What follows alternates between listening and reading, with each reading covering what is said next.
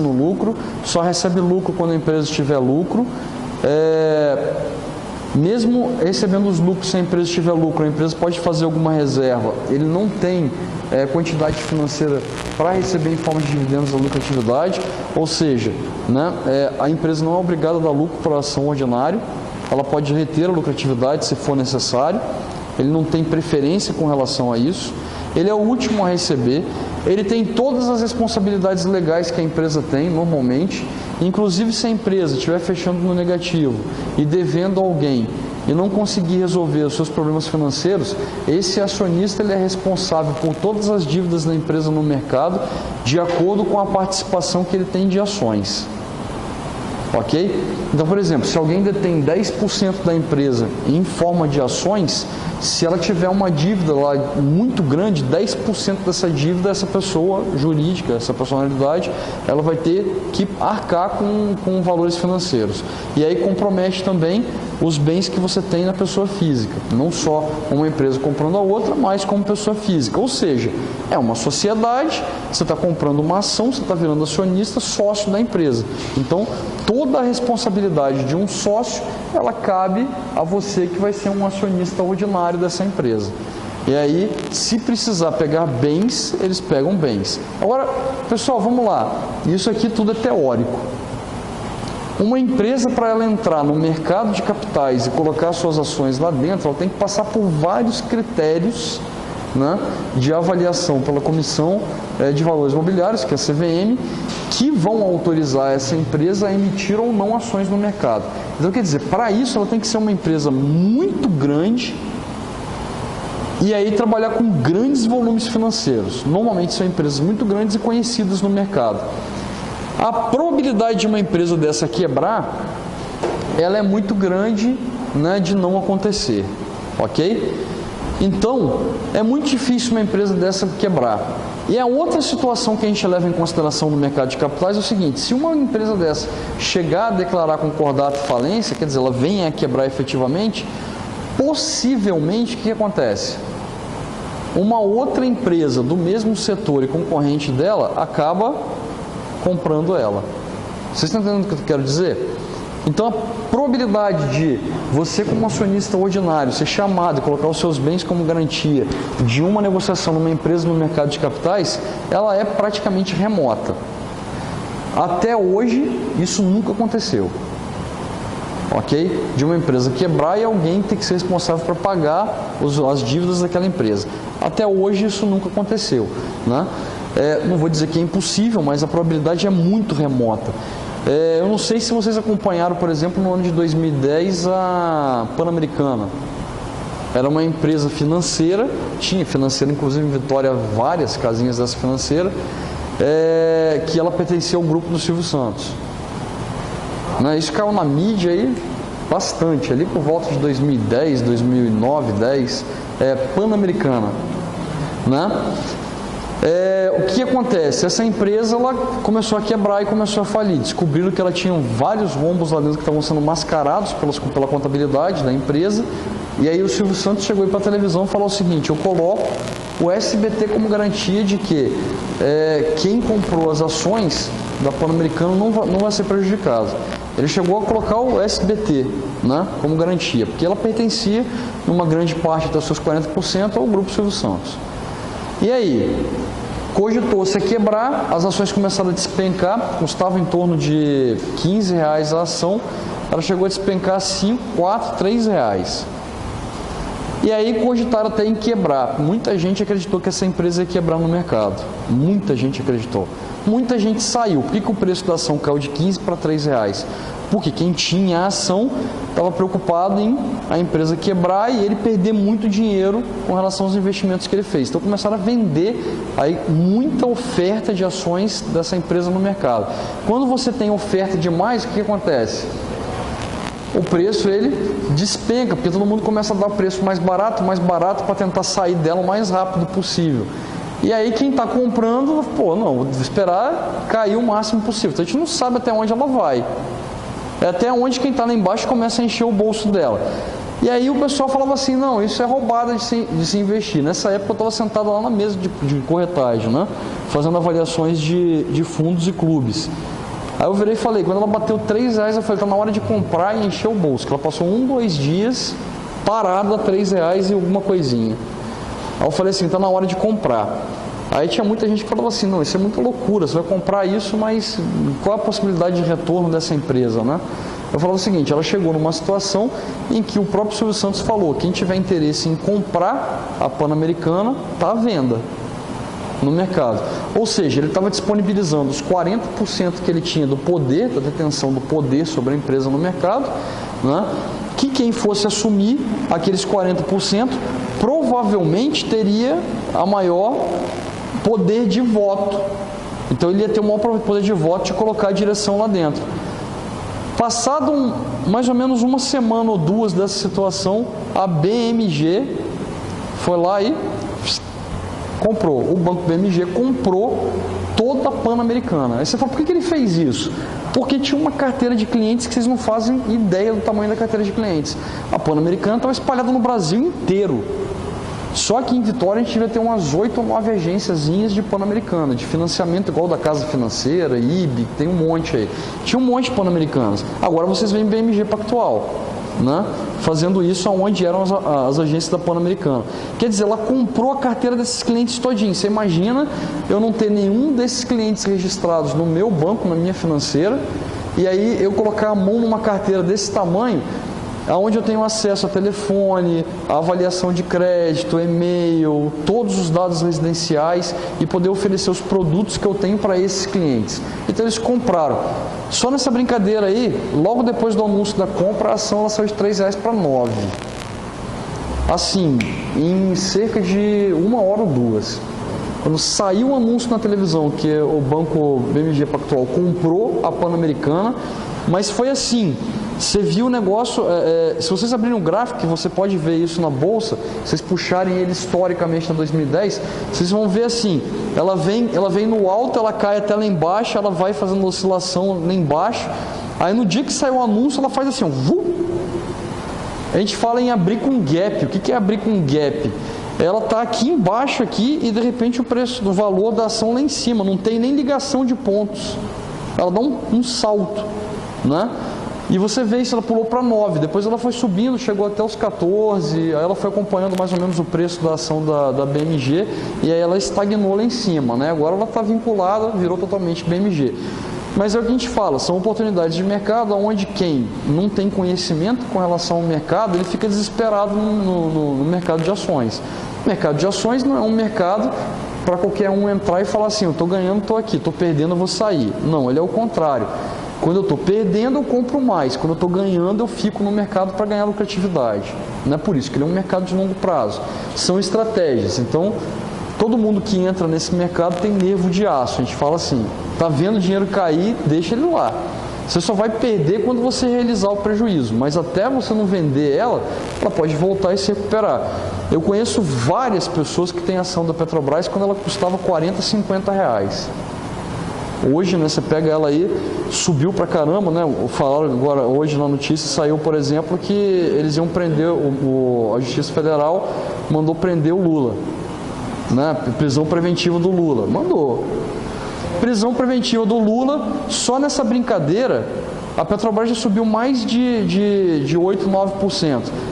Para vocês terem noção, só de ter chamado o Lula para fazer aquele depoimento no aeroporto, teve empresa que subiu quase 50% do valor da ação. Aí, uma brincadeira que eles estão falando no mercado é o seguinte, né?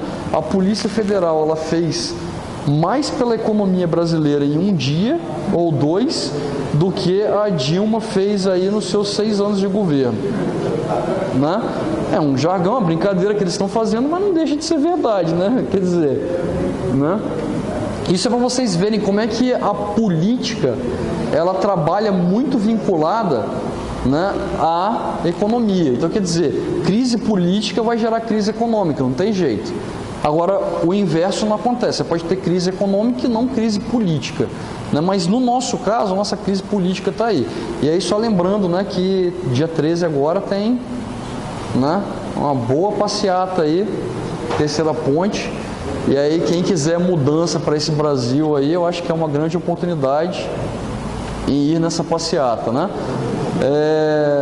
Dia 13. Acho que é a partir das 3 horas da tarde. Quem estiver em Vila Velha, no posto Moby Dick, vai, atravessa a ponte, né? Eu acho legal. Quem for vai me encontrar lá, porque eu com certeza eu vou. Beleza? Com certeza eu vou. Não deixe de ir. Aí, pessoal, essa é a ideia das ações ordinárias e ações preferenciais, ok? A diferença delas é apenas essa. E a ação ordinária, você tem direito ao voto. Então, você pode votar para eleger o conselho de administração da empresa. Então, você tem as responsabilidades, dificilmente, né? Você vai arcar, além do valor da ação financeiramente com essas empresas, você tem muito mais a ganhar do que a perder nesse mercado, né? E nesse mercado você vai encontrar, no mercado de ações ainda é permitido, né, que você tem empresas de economia mista. O que é isso? Você tem empresas que têm o governo e o privado, né, juntos administrando essa empresa. No caso da Petrobras é isso. A gente tem 50% das ações mais uma em poder do governo e os outros 49,9999 pertencem ao mercado todo, né? Algumas empresas ainda no mercado resistem com isso e a Petrobras é uma delas. A maioria das estatais já não tem mais, né, o poder, não podem mais entrar no mercado de ações para fazer esse tipo de negociação porque há conflitos de interesse. Quando isso acontece, por exemplo, tem um conflito de interesse enorme, porque o governo ele faz o quê? Ele trabalha com a gestão da empresa na forma como ele quer, e aí quem está comprando as ações está submetido à rentabilidade dessa empresa do governo. Foi o que aconteceu com a Petrobras, a maioria de quem tinha ação dela perdeu muito dinheiro nessa brincadeira por esse motivo, né? Mas existem ainda empresas mistas ali dentro e você consegue comprar e vender ações delas também, e é permitido algumas. E aí, pessoal, o que a gente fala aqui, né? Aqui tem algum registro, deve estar um pouco defasado com relação ao slide, depois eu preciso atualizar isso aqui. A gente fala assim, ó, são responsáveis por cerca de 46% do volume monetário das transações domésticas das ações. Esse é o mercado de valores, né? Ele está falando assim, 46% do volume está no mercado de capitais. Agora percebam, não é a grande realidade no Brasil, né? A gente tem muito volume financeiro aplicado em mercado monetário e pouquíssimo no mercado de capitais. Então eu falo para vocês assim, 70% das ações que são vendidas no mercado brasileiro, da Bovespa, da BMF Bovespa, que também já não é mais Bovespa, né? Ele pertence ao mercado internacional. Como assim? São investidores lá de fora que vêm comprar ações aqui dentro do nosso mercado e investem no nosso mercado. Então, 70% das ações do mercado acionário, eles pertencem a acionistas de fora do país. 30% estão aqui dentro do país. Desses 30%, pessoa física que está investindo no mercado de ações representa cerca de 5% da população. Os outros 25% são os bancos e grandes fundos de investimentos do país, ok? Que representam 25%. Então, quer dizer, pouquíssimas pessoas no Brasil investem no mercado de capitais, compram ações e investem em ações, né? E isso é cultural. Para vocês terem noção, ninguém toma ação de você. Ninguém toma. Por que não? Porque é a sua participação como sócio de uma empresa. Quando você adquire uma ação, você vira sócio. Ninguém tira isso de você. Isso é seu para o resto da vida. Se você mantiver aquela ação, você vai ter ela para o resto da sua vida. Pergunta. Hã? O valor mínimo para você entrar no mercado de ações é o valor monetário para você pagar a corretagem e comprar uma ação. E tem ações no mercado que custam 1 centavo, 5 centavos. Então você paga a corretagem mais o valor da ação. Esse é o valor mínimo para você entrar no mercado. Quer dizer, e outra coisa que é interessante, quando a gente entra na tributação, que é o próximo tópico, até 20 mil reais é isento de imposto de renda. Então, se você está investindo no mercado num valor abaixo de 20 mil reais, todo o ganho que você tem de capital no mercado, você não paga imposto de renda, você é isento. Ou seja, você está investindo em ações, negociando e o montante é abaixo de R$20.000, você não precisa declarar isso no final do ano para pagar o imposto, porque você está na faixa isenta de tributação. Percebam, há um incentivo do governo para isso, né? E aí funciona. No início da minha vida financeira, o que eu fazia? Eu pegava o CPF de várias pessoas da minha família que não tinham renda nem nada até dos R$20.000. E aí eu abria, né, a conta da corretora no meu nome, no nome da outra pessoa, da outra, e movimentava as três. Então, por exemplo, se eu tinha R$60.000, eu tinha 20.000 em uma, 20 em outra, 20 na outra. Eu era isento nas três. Para quem está começando, né, a gente tem que achar alguma forma de começar a ganhar dinheiro, né? Aí depois eu edito, né? Depois eu edito a fita. Mas é estratégia. E outra coisa, pessoal, a tributação para a pessoa jurídica, ela também é menor do que para a pessoa física. Enquanto a tabela de tributação da pessoa jurídica ela é mais elevada na questão de impostos, a pessoa jurídica ela é menor. Obviamente você tem que ter um contador, né, e tudo mais que regulamente a sua empresa. Mas eu abri empresas depois de pessoa jurídica para poder fazer negociação também, pagar menos imposto, né? Então a ideia era essa. E aí pagava o valor para o contador, fazia a contabilidade daquela empresa ou das empresas que eu abria, e aí cadastrava como simples nacional, uma empresa com tributação menor. Aí ao invés de eu pagar o imposto cheio na pessoa física, pagava menor na pessoa jurídica, né? E aí são estratégias, né, que você adota para você começar a operacionalizar no mercado e aí começar a fazer seu patrimônio. E vai indo assim, né? Só para lembrar, toda vez que você abre o seu nome numa corretora, você se cadastra, você não está fazendo igual a um banco. Automaticamente após o seu cadastro na corretora, você vai receber uma carta da CVM e uma carta da CETIB. A CETIB é que faz a garantia de que os títulos que você está comprando das empresas estão sendo registrados no seu nome. Então, quer dizer, toda negociação que você faz lá, ela é totalmente registrada na CVM e na CETIB. O que vai acontecer ali dentro se aquela empresa, por exemplo, que você abriu o seu cadastro, ela quebrar? Se isso acontece com essa empresa, você não perde nada. Porque tudo que está em seu nome está registrado na CVM e na CETIB. O que você vai fazer? Você vai fazer transferência de custódia. Você só vai informar a CVM e a CETIB que você está saindo de uma corretora para outra. Nessa autorização, nessa passagem, a custódia que estava na outra corretora passa para cá. A gente teve agora aí, por exemplo, a corretora TOV, que ela teve envolvimento com o Lava Jato. E aí várias pessoas saíram, a TOV ela até está quase descaracterizada no mercado, né? De tanta fuga de clientes que ela tinha. Mas o que o pessoal fez? Fez exatamente isso, fez, né, a transferência da custódia das ações, dos investimentos na TOV para outras corretoras no mercado. Então isso é possível, o risco disso é mínimo, de você perder alguma coisa muito pequena, né, praticamente nulo, e normalmente quem está com dinheiro lá na corretora, ele não deixa ela parada na conta da corretora, além de não ganhar nada, né, você está lá com dinheiro parado que você tem disponibilidade de investimento. Então normalmente tem sempre a movimentação financeira, né, nesse mercado. Aí o que ele fala do mercado de ações ele é um mercado que funciona a leilão. Aí é aquilo que a gente estava falando, vai no book de oferta, né, quem vende mais barato, quem paga mais caro.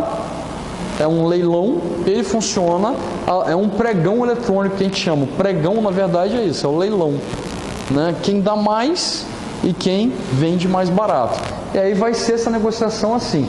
E ela só pode ser feita na corretora por especialistas. Agora, quando você faz isso via home broker, qualquer pessoa é responsável pelo volume financeiro que tem. Quando você abre a sua conta, né, você vai gerar várias senhas de acesso. Se você compra, vende e perde como pessoa física, a responsabilidade é sua.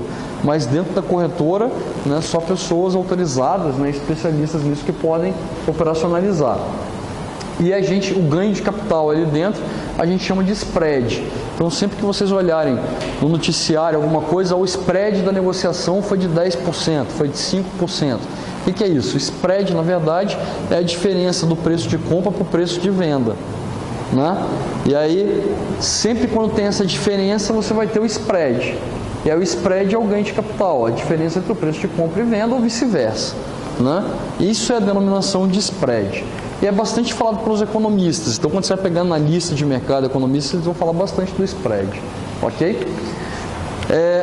Aqui está um dos motivos que eu falo para vocês com relação à dificuldade de uma empresa botar as ações no mercado. A gente tem o mercado balcão e o mercado intangível. O que é o mercado balcão? O mercado balcão são aquelas empresas que na classificação, elas ainda não são classificadas pela CVM como grande porte ou não porte das classificações que seja apta a entrar no mercado de ações, distribuir ações, mas ela está caminhando para isso. Então o que ela faz? Ela oferece via balcão os títulos que ela tem de dívida ou de investimentos que ela precisa, né? Esse mercado balcão, por que a gente chama assim? Porque normalmente essa empresa ela vai ou para uma corretora ou vai para um banco e oferece seus títulos. E aí eles começam a fazer ligação e negociação. Então eles vão ligando entre eles, corretoras e bancos, e vão oferecendo os títulos do cliente. E aí por isso que a gente chama de mercado balcão, porque daí a corretora e os bancos começam a ligar para os seus clientes e oferecer esse produto, né? E aí nessa oferta do produto e a característica desse tipo de negociação direta entre, né, o agente e o cliente, a gente chama de mercado balcão, ok? E o mercado intangível, né, é muito parecido com o mercado balcão também, é uma categoria abaixo, e aí os títulos normalmente são de valores menores e porcentagem de retornos maiores. Por quê? É mais arriscado um pouco, eles chamam de mercado intangível. Mercado primário e secundário a gente já falou, e o funcionamento também, e aí a remuneração é por meio de spread, via, né? Se for o título, a remuneração paga, se for ações, via dividendos, né? Que se paga o ganho de capitais. Lembrando só que o dividendo normalmente é distribuído 1 ou 2 vezes por ano, a lucratividade da empresa. Então ela manda os relatórios e fala quanto que ela vai distribuir dividendos. E aí você tem um período que você pode comprar as ações para receber o dividendo, que é o antes do fechamento do valor do dividendo, e depois que você vende, né, depois que você compra, depois do recebimento de dividendos. Então eles botam um prazo, por exemplo, até uma data tal, antes da distribuição de dividendos, quem tinha poder das ações antes recebe o dividendo. Quem comprou depois daquela data, né, aí não tem direito aos dividendos, só vai ter participação na ação. E tem dividendos de empresas, por exemplo, que às vezes superam o valor da ação. Isso aconteceu, acho que em 2011, por exemplo, a Mountain Bike, o valor da ação dela era de R$360, ela pagou R$380 de dividendos. Quer dizer, isso por ação, tá? Aí ela pagou R$380 de dividendos por ação. Então, quer dizer, ela pagou o preço que o cara pagou pela ação e ainda deu um valor a mais, né? A Mountain Bike fez isso. E a Microsoft, quando ela saiu no mercado na década de 80, ela entrou no mercado de ações pela Nasdaq e ela falou o seguinte: eu vou até 93, 94 sem distribuir dividendos nenhum. E aí quem tiver o poder das minhas ações vai poder negociar pela valorização da ação no mercado. Mas a partir de 94 a gente vai distribuir dividendos. Ela também pagou um dividendo muito gordo naquela década de 90, a primeira distribuição de dividendo, e aí deixou os acionistas muito felizes, né? E aí quer dizer, é um mercado de longo prazo onde você ganha através dos dividendos. Então qual é a contrapartida de você investir em ações? É receber dividendos, né? Não necessariamente negociar compra e venda de ações. Isso é especulação de mercado, né? A ideia mesmo do mercado de capitais é você comprar um título de uma empresa e abandonar ele por anos e ficar vivendo dos lucros, né, da empresa. E aí quanto mais ação você tem, maior é a quantidade que você vai receber monetária de acordo com a quantidade de ações que você tem. Porque as distribuições de dividendos são o lucro pelo valor da ação, ok? Mercado monetário internacional, isso eu falei com vocês, há possibilidade de se investir lá fora. Algumas empresas podem abrir ações no mercado brasileiro, que a gente chama de ADR. O que é ADR? ADR é American Deposit Recipe. Aí no Brasil a gente chama de BDR, Brazilian Deposit Recipe, quer dizer, recibo de depósito brasileiro e recibo de depósito americano. Todas as empresas que vêm de fora do Brasil e querem abrir as ações no mercado brasileiro, elas vão fazer o quê? Elas vão ser BDRs, elas vão emitir recibos de depósitos brasileiros, né? Aí ela vai abrir ações aqui. E as empresas, por exemplo, o Brasil quer abrir ação nos Estados Unidos, então ele vai abrir uma ADR lá fora. ok? E aí a ADR significa dizer que uma empresa brasileira está abrindo ações lá no mercado americano, na Bolsa de Valores de Nova York ou Nasdaq. Por exemplo, a Petrobras ela tem ADR, uma famosa que teve muito tempo atrás, que era aqui do estado, era a Cruz Celulose, que quebrou, né? Eles chegaram a ir lá na Bolsa de Nova York, fazer ofertas das ações, vender mesmo, vender as ações para os acionistas americanos. Teve uma boa recepção, ela teve uma boa captação de recursos, mas depois, quando ela quebrou, né, ela foi trocada pela Fibria. Aí trocou o nome, Fibria comprou, aí hoje ela Cruz Celulose, ela pertence à Fibria, né? E aí acabou com esse nome, ela Cruz Celulose. E tem ações na Bolsa de Nova York, quer dizer, a captação das empresas não necessariamente são feitas só no mercado nacional. As empresas que têm ações podem abrir suas ações também em mercados internacionais, ok? E aqui está um volume de negociação com relação ao preço do título, ou seja, quanto maior for o volume de negociação, maior vai ser o preço da ação ou do título, beleza? Quanto maior demanda, maior é o título. Quanto maior a oferta, menor é o valor do título, ok?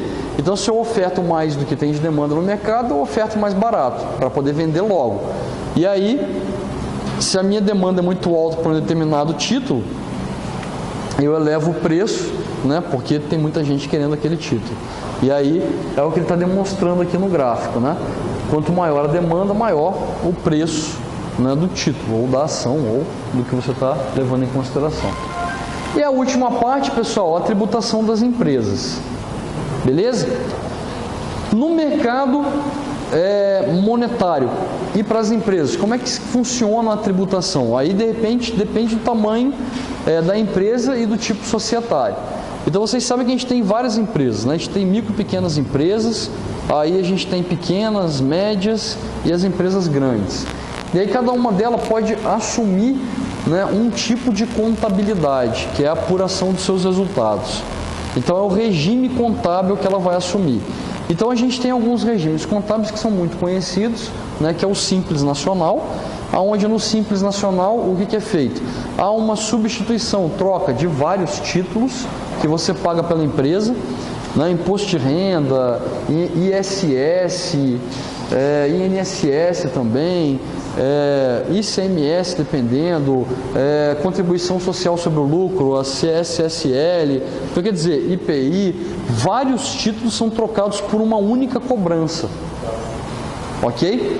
Por uma porcentagem, uma única cobrança, e aí você tem esse valor reduzido e você paga apenas essa via, que essa via representa todos esses impostos. Esse é o Simples Nacional, ok? E a gente tem lá o lucro presumido. E aí qual que é a escolha do lucro presumido? É quando você não faz a contabilidade baseado nos seus livros caixas e livros diários. Então você faz a média do que está sendo pago de imposto das empresas que são concorrentes às suas, ou mesmo ramo de atividade e setor no mercado. Então eu pego todas as empresas que elas estão pagando de imposto, faço uma média. E aí você vai lá e paga o imposto sobre esse lucro médio, que é o lucro presumido. Aí todos eles têm vantagem e desvantagem, né? Qual é a desvantagem do lucro presumido? Se você tiver prejuízo, não tiver lucro, você vai pagar o imposto assim mesmo. Ok? Então o valor que vem o presumido, você vai pagar ele assim mesmo. Forma de pagamento dos impostos, ou você paga mensalmente ou você paga trimestralmente, né?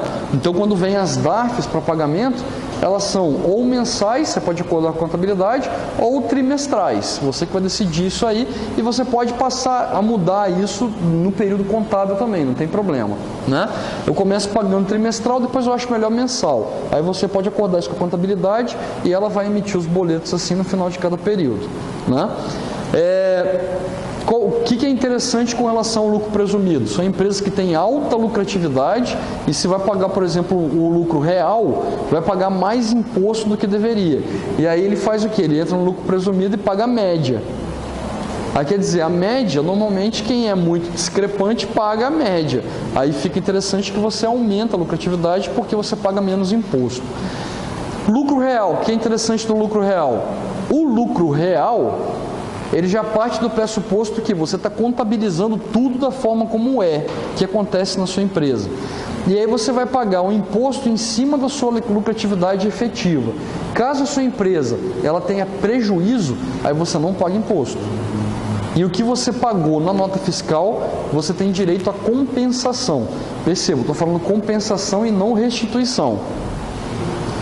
O governo ele só faz restituição para pessoas físicas, pessoas jurídicas ele não faz restituição, ele faz compensação. E a única restituição para pessoa física é essa que a gente tem agora no início do ano, que é a restituição do imposto de renda. Fora isso, até para pessoa física no decorrer do ano ela não faz restituição, faz-se compensação. O que é compensação? O que eu paguei a mais agora, quando eu tiver imposto para pagar na frente, eu compenso aquilo que eu paguei a mais agora. Então, quer dizer, eu pago menos e desconto aquele valor que eu paguei a mais do que eu tenho que pagar na frente. Isso é uma compensação. E aí, no lucro real, se você tiver prejuízo, você pode compensar as suas perdas no exercício futuro. Ok? E aí, o interessante de fazer a contabilidade para o lucro real é essa. E aí, percebam, pessoal, você não pode mudar o regime contábil no decorrer do período contábil. Como assim? Eu não posso chegar hoje para o escritório de contabilidade, estava tendo lucro presumido, e falar, agora eu quero a contabilidade para o lucro real. Isso não pode. Se acontecer isso, o fisco bate e aí ele vai lá e pune a empresa por toque de regime contábil. Você só pode fazer isso uma vez por ano, que é no dia 31 de dezembro do ano que você quer mudar. Então, por exemplo, eu chego agora dia 31 de dezembro de 2016 e eu falo assim, para o ano que vem eu quero regime, eu quero lucro presumido, regime contábil para o lucro presumido. Aí vai iniciar 1º de janeiro até 31 de dezembro para o lucro presumido. Se você quiser voltar para o real, só no outro ano. Virou, você não pode mudar o regime contábil, por causa da tributação. E aí vai depender, né, pessoal? Dependendo do tamanho da empresa, o tributo ele pode subir o valor ou reduzir o valor. Obviamente, quanto maior o volume financeiro, aí menor é a tributação, a tarifa de tributação. Quanto menor a empresa, maior é, a não ser do Simples Nacional, que é um incentivo ao micro, pequeno empresário empreendedor a montar o negócio, ok? Pessoa física, a tributação, na maioria das vezes, ela vai por tabela de 27,5% em cima das operações feitas. Em algumas negociações, a tributação ela é uma tabela regressiva, que ela começa com 27,5% ou 25%, e na medida que você vai passando 6 em 6 meses, ele vai reduzindo 22,5%, 20%, 17,5%, 15%. Ok? Aí esses são os impostos que você paga, principalmente por período de tempo. É assim também na Previdência que funciona, e aí existem lá VGBL e PGBL, isso é só para formalização de tributação. Normalmente quem declara imposto de renda é melhor colocar PGBL, por quê? Porque você consegue fazer a declaração e restituição de valores de impostos a pagar. Quem faz VGBL normalmente não tem esse direito, aí paga o imposto cheio no final e não paga no decorrer dos pagamentos dos depósitos da Previdência, ok? Mercado monetário assim.